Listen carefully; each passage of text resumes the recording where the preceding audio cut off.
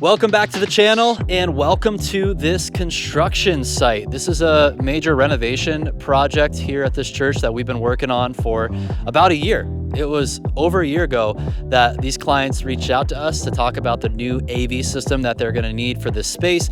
In this video, I wanna share with you crucial tips and tricks you're gonna wanna know if your church is about to do a major renovation or construction project. Even if you're doing a new build, this is a renovation, not a new build. There's still a lot of similar principles that'll apply that will be very helpful to you, especially if you're the lead pastor or executive pastor or someone who is overseeing that construction process and working with various trades. You've come to the right place. So I want to share with you some specific AV tips that you want to be mindful of when you go about designing the AV system. And then also you're going to hear from Pastor Trevor from this church who oversaw the whole project, not just AV. He's going to share some tips on how to navigate this project well, especially when you're a busy pastor and church leader. You're not a general contractor, right? So he'll speak more about how to set yourself up for success in working with a great team. All of that coming up.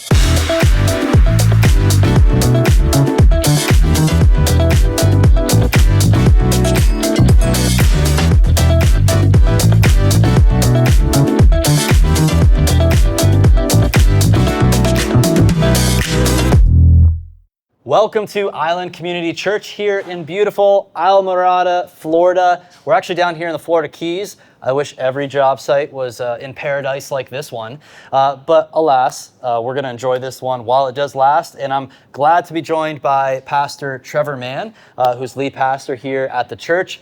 Trevor, tell us a little bit more about the context of why you guys went about this project.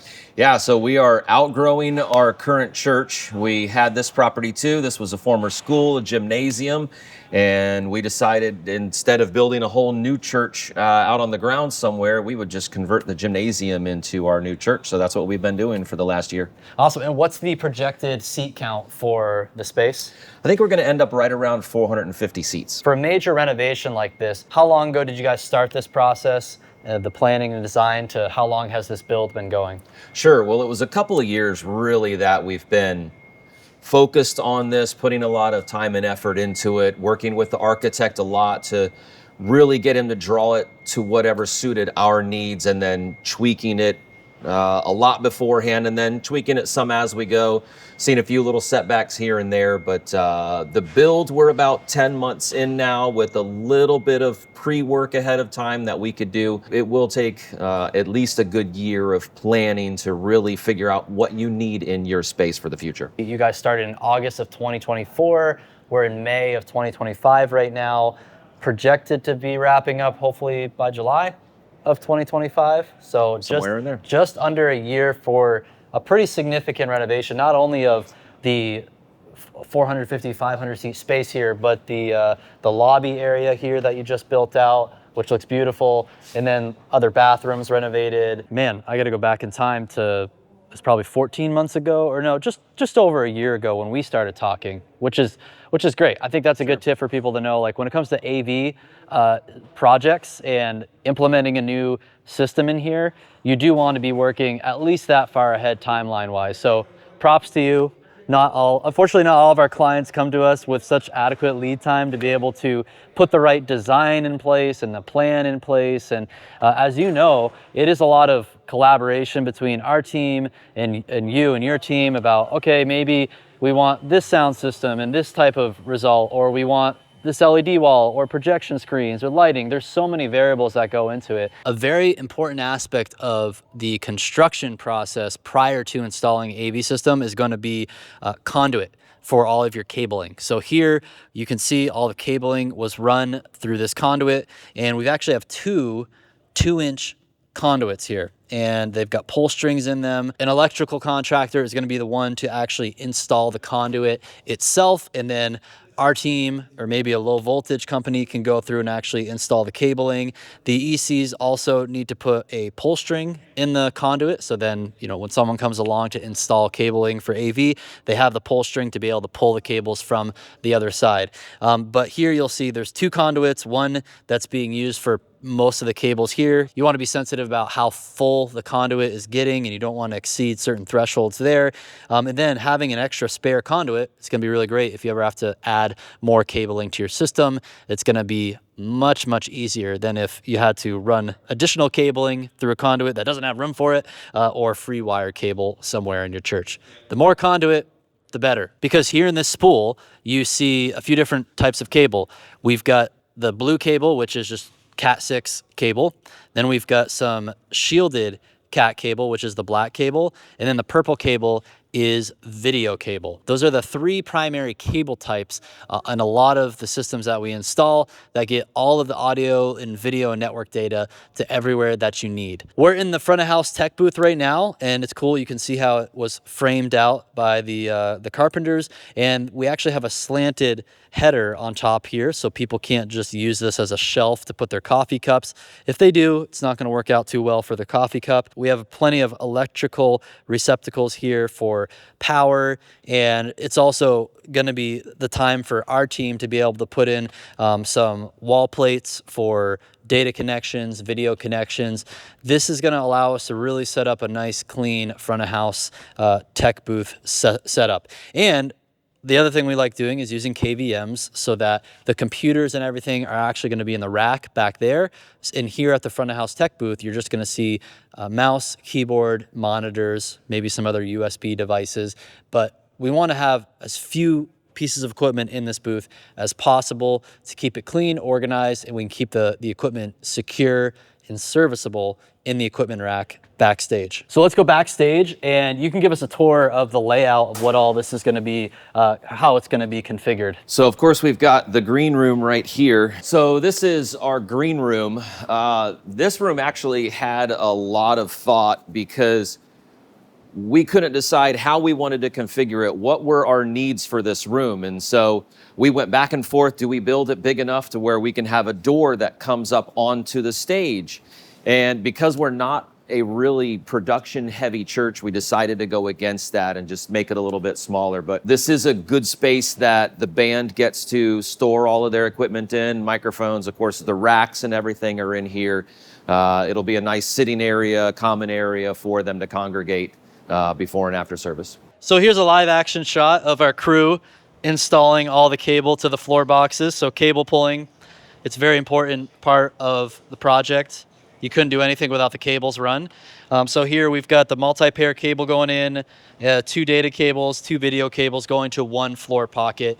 That's gonna, again, allow us to have our equipment racks right here in the green room, and everything's gonna be nice and neat, and they're not gonna have a bunch of equipment on the stage. It's all gonna be back here. It's gonna look super clean. So stage pockets are an important thing that they're not very exciting to think about with an AV upgrade, but it's really important to have that connectivity here on stage for microphones, data connections, also for video connections if you want to throw a camera up here and plug it in somewhere. And it's going to look really clean when it's finished. So an important thing to consider with your project is you want to make sure you have the adequate conduit in place to go from the green room backstage to these back boxes down here. So you can see that's what they're doing right now. This is a back box by Whirlwind, and the EC will put the conduit in. It's going to come out through here. Here's all the cabling. And then later on in the process, we're going to have our stage bucket connectors here where we can solder and terminate all the connections. So this black cable here, this is multi-pair mic line cable. So there is, I believe, 16 channels of audio can be run through this one cable. It's like the same cable you'd use for like a subsnake for other audio systems. It works great when you're trying to consolidate all of them into one cable here for your stage pocket. And that's a really important thing to consider with a permanent AV install like this is don't forget the stage pockets. So in this particular configuration, we have 3 larger stage pockets that are upstage by the back wall, and then we have 1 smaller stage pocket downstage here in the center. And then our team can help you customize these exactly to your liking, down to the connector and to the label on every one of the connectors. Let's get real nerdy and talk about stage construction. So you can see the stage is not finished yet, but it gives us a look at how the framing was done. And, you know, they have this nice little lip on the top here with a 2x4. I'm not a carpenter, so that's what I believe the size piece of lumber that is. And then we already showed you the floor boxes and such, and we'll make sure we get you detailed instructions for your EC and carpenter on how those floor boxes need to be installed. One thing to think about stages is how high do they need to be? And then also, are you putting subwoofers under the stage, or are you going to suspend or fly subwoofers from the ceiling? In this case, we did suspend the subwoofers. They're above us. They're two 20-inch subwoofers. They're going to sound fantastic in this room. My personal preference is flown subwoofers because I think it gives a much more even dispersion of your low frequencies in the room. When subwoofers are making sound, they distribute it in a perfect sphere around the speaker. So to make sure you don't have any weird dead spots in the room with bass, I think it's best to fly them. But sometimes people like to feel the bass a little bit more in their feet, and that's where you could incorporate subs under the stage. But then you want to make sure that you coordinate with the audio designer and your carpenters or your architects designing the stage and make sure you have room for those subs to go under the stage. So as a former worship leader, I think really the audio quality to me was the most important thing. The video wall actually was something that I never really thought could happen until we really started working with Churchfront and tweaking things, tweaking the budget, understanding we're not real production heavy here, so having a crazy lighting system wasn't super important to us. Having a humongous video streaming system wasn't important to us. So just being able to pull those things down a few notches to be able to really concentrate on the audio and the video wall. There's not really a one-size-fits-all AV solution, and eventually you guys will see when this project is done, what was the one size that fits Island Community Church in their specific context. To speak to the audio strategy in this space, the biggest factors that come into play with church audio is actually, number one, it's not the speakers. We actually want to think about the acoustic treatment of the room. So we do have a bunch of drywall everywhere here. It can be really reflective and energy bounces around. So that's why we went with the prime acoustic panels that are still in the boxes out there. And over the next couple of weeks, those are going to get installed on the walls and treat the room well. And then when it comes to these speakers, we've got the Fulcrum acoustic point source speaker system here paired with PowerSoft amplifiers. So I would definitely consider these to be on that more premium side of audio speaker system, but not quite as breaking the bank as much as like a line array by a Meyer or L Acoustic or some of those other great, really premium brands. But these have gotten fantastic results for the quality that you want to go with, alongside of just making everything fit in the budget. Because as you can see over here, we've got the very nice and large LED screen. It's an altitude LED wall. What are the dimensions on that again? 11.5 by 26, I believe. Which is going to be an amazing canvas for the room. What was the interior design philosophy that went into having kind of the whiter walls in this room and making it a little bit brighter of a space?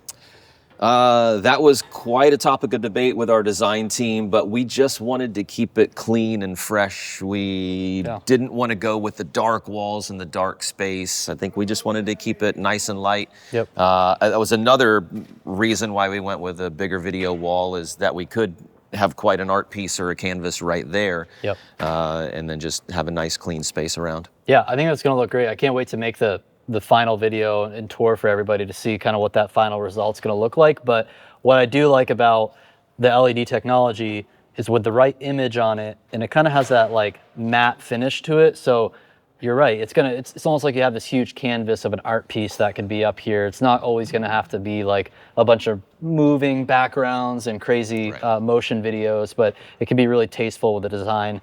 And I'm a big fan. I like the contrast between the white walls and the dark ceiling.